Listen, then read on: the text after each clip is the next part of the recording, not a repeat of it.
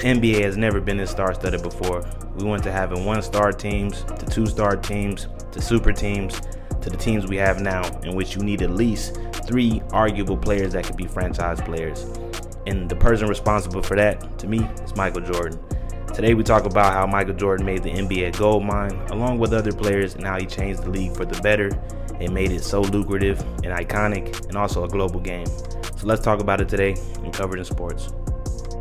Michael Jordan came in at the perfect time, 1984. He basically took what Magic and Larry built as far as the 80s fanfare for the NBA and took it to new heights.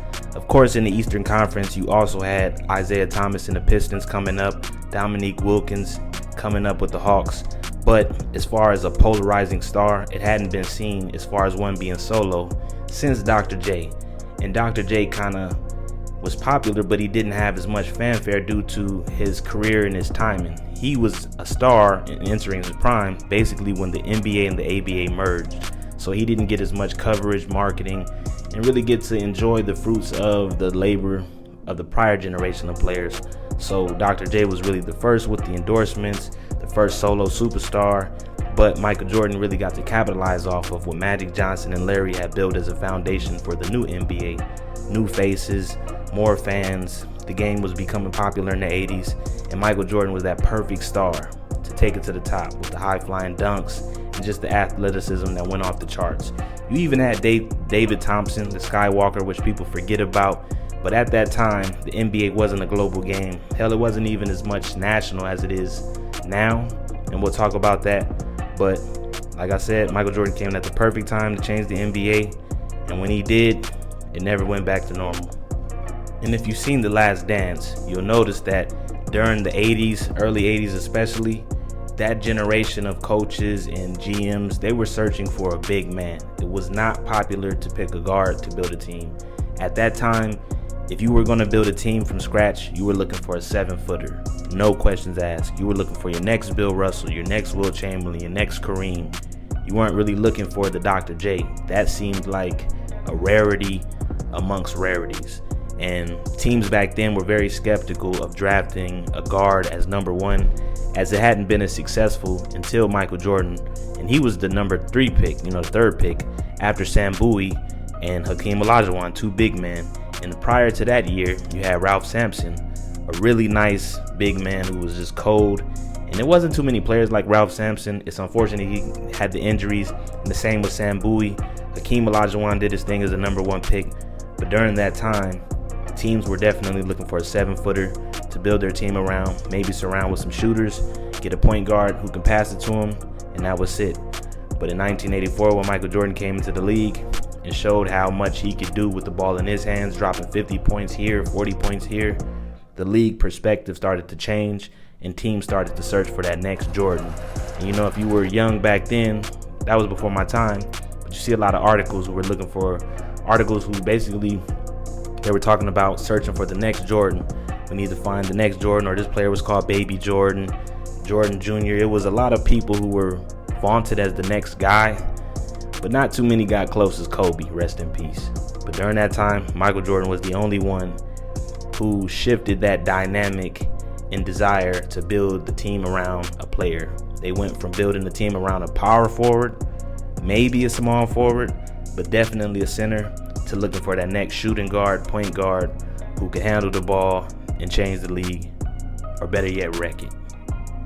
Of course, Michael Jordan having an endorsement by Nike helped, as he was the first player with his own signature shoe. During a time which Nike hadn't entered the basketball world officially, and Michael Jordan was the face of their first campaigns in the basketball world, and you did have Converse endorsing players like Larry Bird, Magic Johnson, Mark Aguirre, Isaiah Thomas, but it wasn't a solo endorsement like Michael Jordan had. Michael Jordan literally had a shoe designed for him to wear for the Bulls with the colors and all, and the colors caused controversy, at least with the NBA, because they weren't official team colors, and back then I think the shoes had to be white, or they had to match the league to some extent, but he would get fined for every game he wore them, which helped promote the shoe even more. What a lot of people don't know is, as Nike began to grow throughout the decade, the 80s, the NBA, of course, saw that corporate growth and thought, Of course, we're going to make Michael Jordan our golden child because he's the one star we can promote. We have Larry and Magic. We have Isaiah Thomas, Dominique Wilkins. We have other stars. We got good teams, the Mavericks, the Spurs, the Bucks. But as far as just one player we can promote and make sure that everyone around the country sees the Bulls, they had him in Michael Jordan. And naming the shoes 1, 2, to 18, you got Jordan 2s, 3s, 4s, etc. But Michael Jordan was the first guy to open that door. I do think Dr. J would have got that distinction, but again, it was a different time in the world where the league was at a point where the public perception was that it was too many players doing drugs.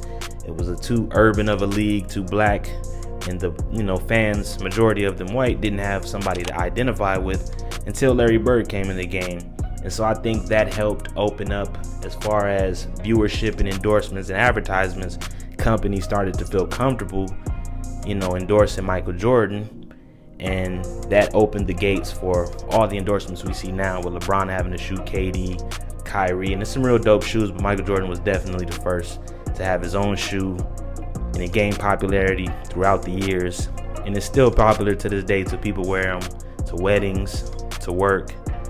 It's such a nice shoe, people don't even play basketball in them no more, which is ironic. They're not even made for basketball usage, but Michael Jordan was the first to do it. And back then, even the NBA finals were on tape delay, meaning they just were recorded and you'd have to watch them for another day, or I think you'd stay up to midnight or a certain point and they'd show them on TV, but it wasn't a prime time playoff show on TV how it is now, where you look forward to watching all the playoff games, even the blowouts, game 2, 3, whatever. Back then, I imagine the only primetime games you had were Lakers and Celtics game, because the golden goose of the league at that time was Larry Bird. Magic Johnson was killing it, but they were really promoting Larry Bird at that time. And Larry won 3 MVPs in a row, which is a crazy feat. But he did deserve, some of them. I don't want to say some of them, all of them, but winning 3 is really crazy when you think about how many great players it is. But when Michael Jordan came into the league, the ratings went up. And even though his team wasn't that good, if you look back at when they went to the playoffs, Michael Jordan scored 63 points in one of the games, and they still lost the series. I think he scored 49 prior in the game prior to the one him scoring 63. They still weren't, primetime games, but I think in about 2-3 years, the Bulls became a primetime team where if you turn on the TV, you're going to see a Bulls game on basic cable, because people didn't have cable like that back in the days. So Michael Jordan's popularity made the league even more popular. So the NBA made it a thing to where they're going to make sure the Bulls games are on TV so people can see it all around the country. And I imagine that hadn't been done many times before. You might have had it adjusted when Kareem came into the league, or a star like that. Maybe even Magic when he, was drafted to the Lakers, because he was such a big draw, and Larry. But again, Michael Jordan was that singular player that made the NBA shift and say, let's make sure with our contract, our TV deals, we got the Bulls playing and everybody can see, no matter who they're playing, it's going to be on TV locally so people can see Michael Jordan. And that's pretty awesome.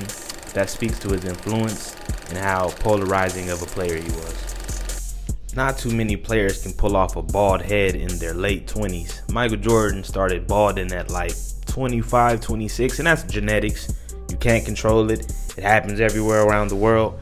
But the player he was so iconic that it fit into his image, and it was made cool in the late 80s, 90s to have a bald head and have the one earring and also the shorts. If you look at footage from the 80s, you'll notice everybody's wearing these high shorts. And I think John Stockton, he stayed with the high shorts for a long time.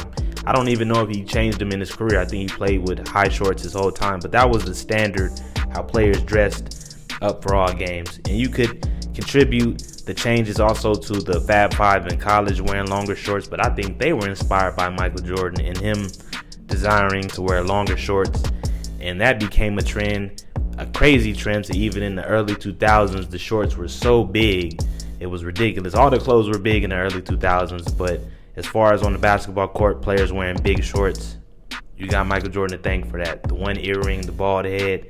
He made so many different things iconic, the cigar smoking. It was just part of his look, his aesthetic, and his image. And he was the guy to be responsible for that. So he gets cool points, and it's one of those things like AI, in which it speaks to how his image was so popular and powerful that it made people switch up some of their style, or maybe started, if they were balding, they saw I could go bald like Michael Jordan. I can, wear the hoop earring like Michael, or shoot, I'm gonna wear longer shorts. There's so many different details in that. But Michael Jordan was the first, so we gotta give him his credit.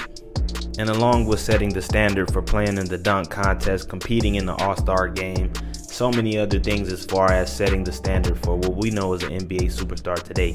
Even though the NBA players now, they make so much more money to the point where they don't feel like they have to compete in the dunk contest, and the All-Star game is ridiculous to watch because no one plays any defense. If you look at the footage from those games of the 80s and the 90s, even the early 2000s, it was way more of a competitive level and input of effort when you look at the players. But the players now make $50 million a year, $20 million a year, $30 million a year, to where they may feel like they don't have to do that. But they got to be thankful that Michael Jordan came into the league and made the league more lucrative to where they can garner those deals, because even Michael Jordan, in his best years, he didn't make what the players make now. He may have made it off the court, but as far as team pay, league pay, it's nowhere near what the players were bringing in during the late 90s, and that's when those deals started in the mid 90s with Big Dog and Juwan Howard, Kevin Garnett. Those $100 million deals, they came in the 90s, but Michael Jordan's responsible for that. Of course, the iconic 23 jersey number, the stylistic dunks, the tongue out. There's so many things I can name, but overall, Michael Jordan made the league more lucrative. He made teams start building around point guards, shooting guards, thinking smaller to think bigger, if you get what I mean, pause. But he brought that element to the game as far as being a showman, a prolific scorer, dropping 50, his career high 69 against the Cavs. He's had rivalries with the Cavaliers, rivalries, with the Pistons, and those were some of the best games. If you look at the ratings, the Pistons and the Bulls games, they were off the charts. So you have to give him his credit, knowing at that time teams didn't expect a guard to be able to lead a team to a championship. Even if we bring Dr. J in, he didn't win his first championship until Moses Malone joined the team, and they instantly won a championship, which doesn't just speak to having a big man, but it speaks to having a team that's solid, because basketball is a team game. You got 5 on the court at all times for each team, and you got a reserve. So that's my video for today. Like and subscribe if you're into that. But that's how Michael Jordan made the league a gold mine, with his style, his play, his endorsements, him helping the league itself, Nike itself, to become a great corporation. And it's pretty amazing. So I just wanted to give him his flowers. We got more on the way. Thanks for watching Covering the Sports.